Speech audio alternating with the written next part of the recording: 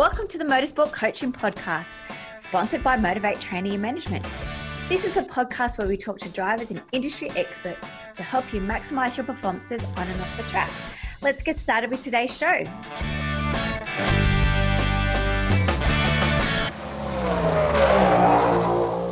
Hi guys, and welcome back to Series 3 of the Motorsport Coaching Podcast. Up to episode 90, and this week we are joined by Club Day racer Nick Flodstorm. We're going to hear about why he chooses to race Club Days, what he loves about karting and the community, and just basically what an awesome guy Nick is. As you heard last week, we've got the awesome Matthew Payne from Acclaim Media joining us here on the Motorsport Coaching Podcast race team. And so each week would be a mix, either him or me or both of us. But we are going to be doing a lot more coaching episodes where we're actually giving you hopefully some golden nuggets for you to implement after each and every podcast.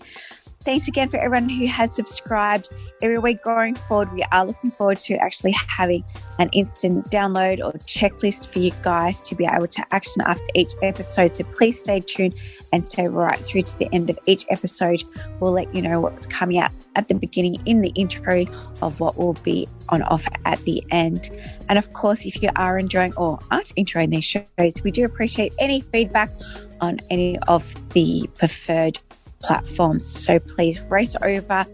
And of course, they are also available over at motivatetraining.com.au/podcast. Let's get started and have with Nick. Hey, Nick, good afternoon and welcome to the Motorsport Coaching Podcast. Hello, Belinda. How are you? I'm very well, thank you. Those that are watching audio cannot see Nick's hair, but he's got the most amazing hair. Have you always had lots of hair? Thank you. I actually had long hair for quite a while in year 12, and it was very, very long. And it was long and blonde, and I quite liked it. Not many people did. And now my younger brother, who's that age now, he's in year 12, and he's got long hair, and it's 10 million times better than mine was. So it puts me to shame. So good thing I cut it. How do you go racing with your race helmet? Oh, we're going to the bathroom. Spruce up. No. It's pretty horrible and flat on race day. So all the sweat, all the yucky grease and stuff. So yeah, don't expect anything. There's always a hat on. Yeah, I guess you take your helmet off and put a hat straight on. Yeah. Pretty much. All right. So again, welcome to the show. Let's tell us a little bit about your story. How did you get started in motorsports? I think much like so I'm racing karts at Oakley, and I predominantly do club days, and I've been doing that for now 10 years. And I've, much like most of the go-kart drivers around, it's mainly a passion for V8 supercars and Formula One, and growing up following that. And I think as a kid, in primary school, I was just pushing mum and dad, go-karts, pushing them for it. And obviously, it's a massive commitment for them, time and money and resource.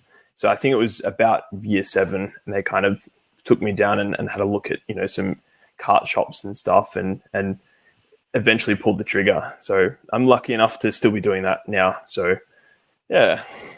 And had your family raced before? Had they been involved in motorsports before, or was it just basic love and passion for it that got you started? Yeah, it was pretty much my perseverance in showing them that I was still keen for it after that many years. But no, my parents weren't involved in it. My grandfather collects cars, and he had a whole car, like wedding car business. So I've always been around cars, and my dad's very mechanically minded. So it helped starting out. He had a very good base knowledge, what to do with the car. And both of us, me growing up, getting better at driving, and dad getting better at, learning more and more about how the car works and stuff. And it's, we've grown together.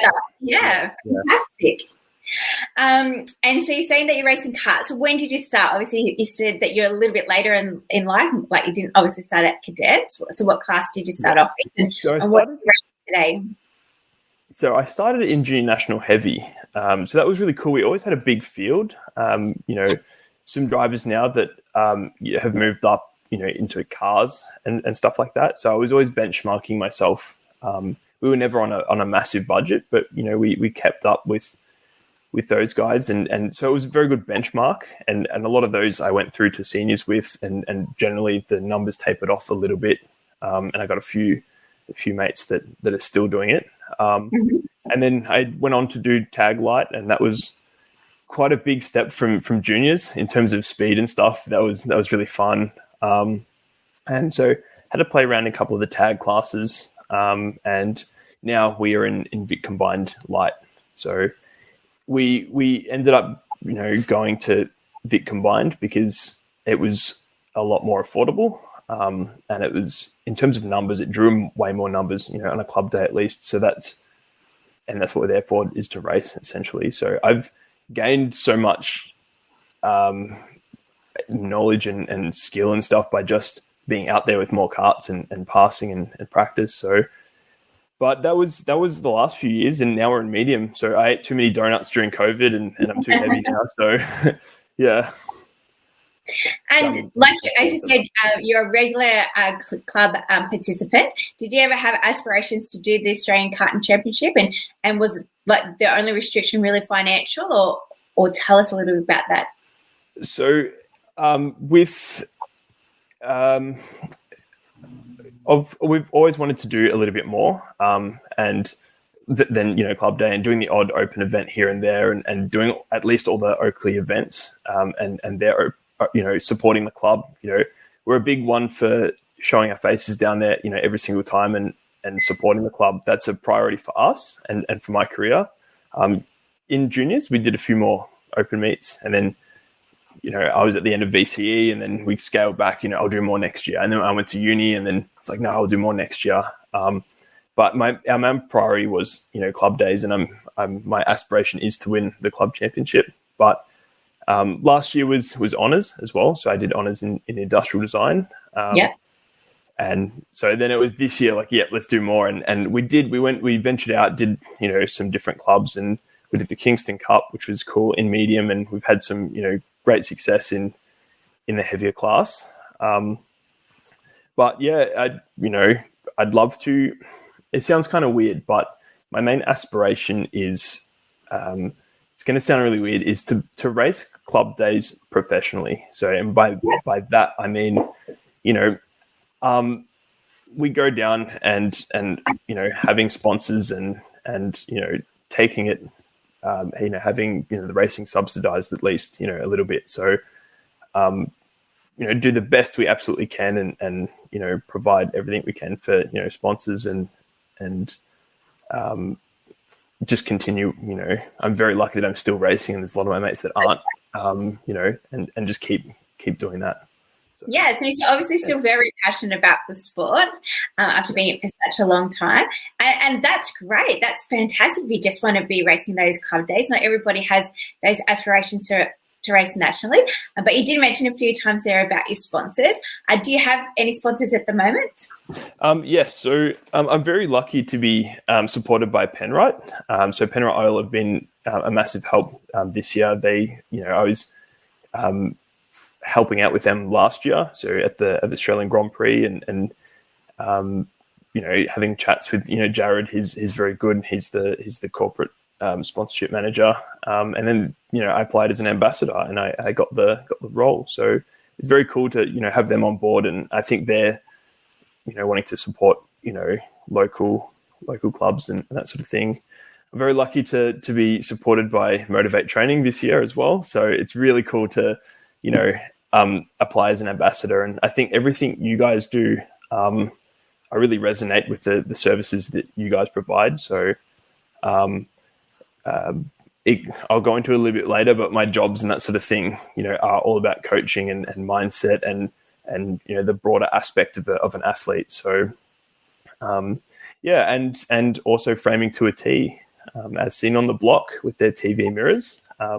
They've been a very good support. So yeah. Fantastic. So just a random question. Now that Penrite's gone to Kelly Racing, are you now following Kelly Racing? Is that confirmed? It is confirmed. Well, okay. Betty came out this week saying it. But... Cool. I saw that it went with Erebus. Yeah, no, definitely, absolutely. It's a very cool brand, and they made Australian made and Australian owned as well. So yeah, I'll support them with whoever they're with, Kelly Racing. Yeah. So, Nick, you have been in the sport for a very long time. Over that time, no doubt you've done some sort of fitness training. Do you do any sport-specific training, or what do you train? I mean, the great thing about Racing Club Days is that you are racing every single month, which is fantastic. So, tell us about your training program, if you have one.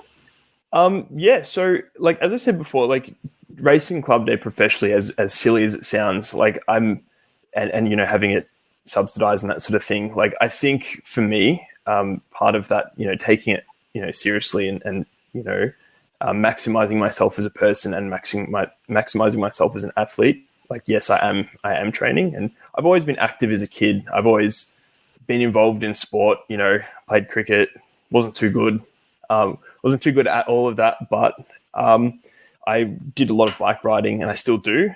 I'm lucky a lot of people around me also do mountain bike riding, so that's really fun, and it gets, I know a lot of racing drivers, professionally as well do that. So I'm not sure why, but I like the whole aspect of, the reflexes and the adrenaline and the freedom that comes with it and the outdoors, and it really is a workout, after a couple of hours. But yes, I swim. I always have swam, and so I'm a swimming coach as well. So yeah, I've during COVID done a lot of both. So a lot of swimming and a lot of cycling. So yeah. Yeah, I was just swimming this morning. It was very cold, but it was nice when I got out. Yeah, same. I swam this morning, and it was, at least in southeast suburbs here, it was quite cold. But no, you feel good for the rest of the day. Like getting up, swimming in the morning, kind of keeps you going. It's a good. It's like a. I can't think of the word. Just like nice. Release. Yeah, it's for me. I find it weird after swimming. Like I can't drink or eat a lot.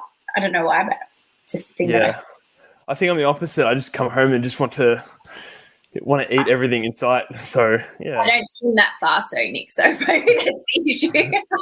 I feel like I just more bob and then move my arms, but no, I am in training. Controlled soaking. Yeah. So you mentioned, do you have any superstitions when you go racing? Gloves or socks or the way you get in and out of the carts? Not really. Like I have a routine. I definitely have a routine, and that helps me switch on and that sort of thing. Yep. But after hearing some other people's superstitions, I realized, no, I don't really have any superstitions. Like they're like quite different. Yeah. No, so yeah, I definitely have a routine though. And it's very specific. I try not to break it as well. One, I guess you could call it a superstition, I guess. One thing I have on every single race day, no matter what, is mum. So mum had Woolworths cookies as a kid, like brought them to every race day. And ever since, I've always had Woolworths cookies at every race day, in the trailer. So I don't know if that's a superstition, but it's like a consistency that I've had as a child. So, and everyone comes over, the other, tents come over, they know we've got cookies and they all them. So, yeah. That's how you bribe the competitors. Yeah. So you did mention before a little bit about mindset, and you do coach some kids. So tell us a little bit about that and why you believe mindset's really important.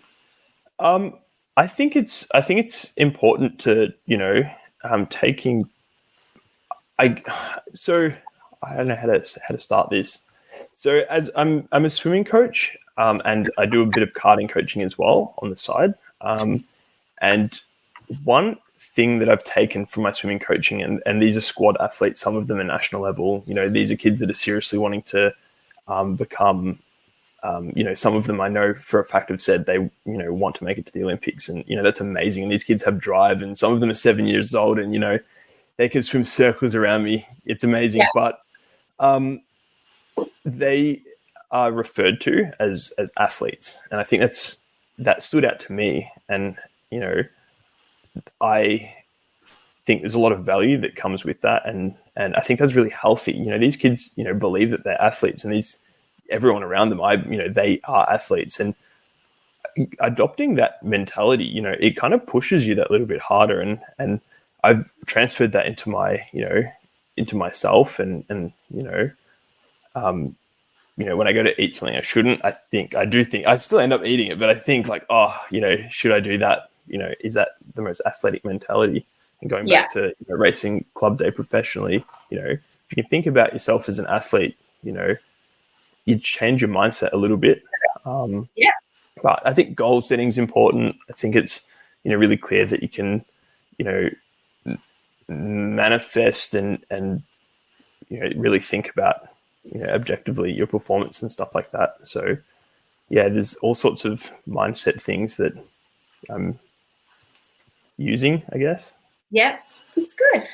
Before we used to, like, our slogan used to be more around like driver development and complete driver training and stuff like that. And then in the end, I felt like driver didn't really capture everything and everyone.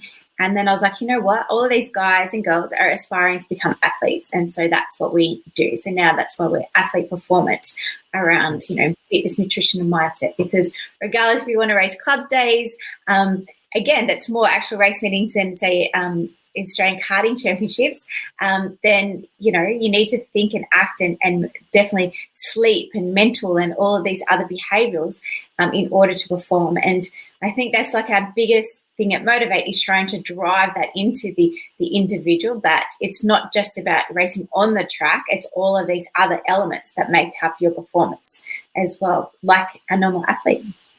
Yeah, I think it's really healthy to look at it that way. So, yeah. All right, some more fun stuff. Social media. Tell us about your social media. What platforms are you on, and why are you on those platforms, and what's your handle? Facebook, Instagram. I'm primarily on Instagram, and I kind of like the creativity that goes with it. Always being into design and things like that, and even studying design. There's real, there's real creativity to the stuff that you post, and the consistency of your branding and that sort of thing. On Instagram, I'm very specific with it as well, and so I really enjoy doing that personally. But I use it as a branding tool as well. So it's a really good way to appeal to sponsors and have a presence. It's important to have to have a presence, I guess.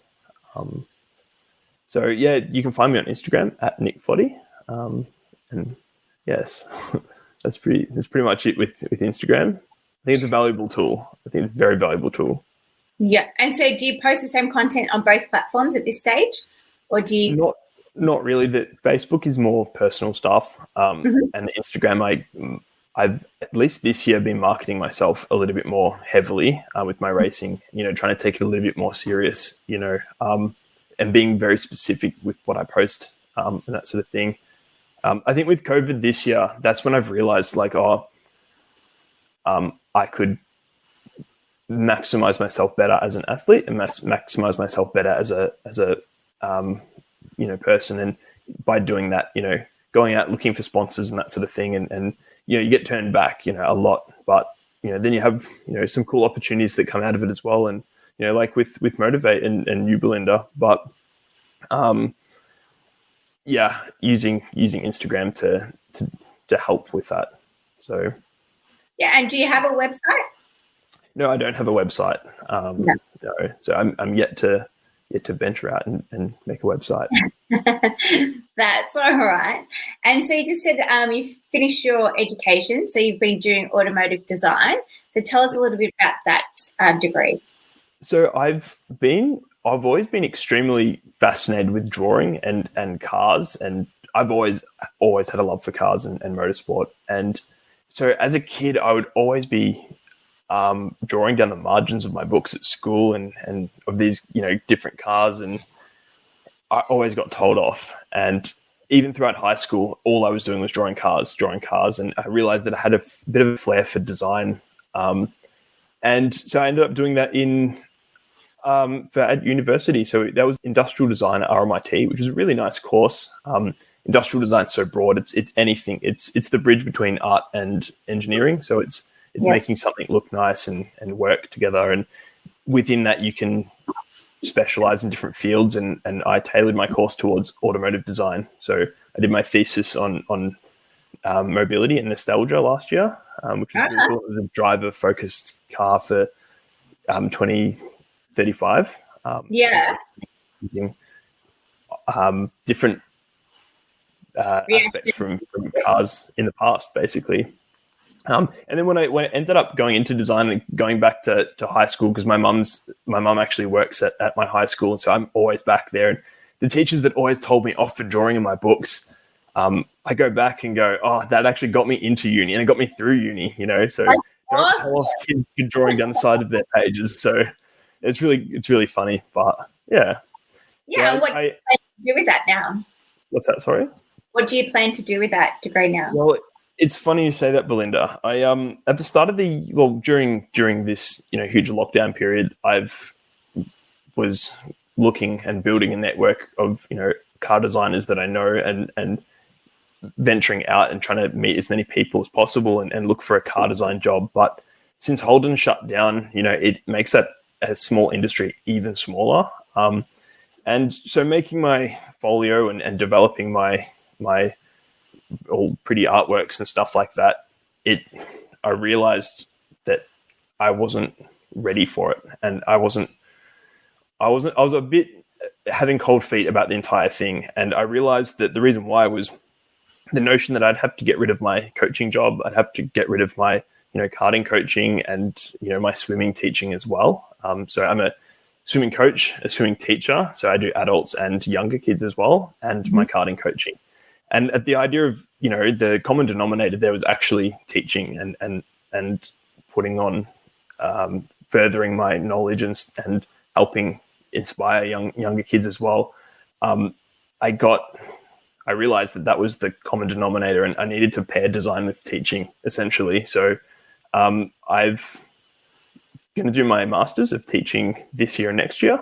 Oh, wow. And go on to Viscom teaching. So it's a bit of a sidestep from automotive design, but I can still, put that to very good use. And, I need to be doing something teaching or, inspiring others. So yeah, that's kind of my sidestep, in terms of career-wise. Yeah, and it's just great to hear, like, even though, you started off into the motorsport, that there's others, opened up other opportunities for you to sidestep, like you said, or to take a different pathway, but you've still been able to fulfill your dream, still working somewhat, or designing cars at least. Well, yeah, that's the thing. Like, I love it. It's still a passion. Like, I still, I'm drawing cars every single day, but the level of fulfillment that I'm getting, the fact that I was a little bit apprehensive of car design, when I actually had to go out and look for a job, compared to the fulfillment that I'm getting every day doing my, my coaching. And I go, I need to pair these together. So.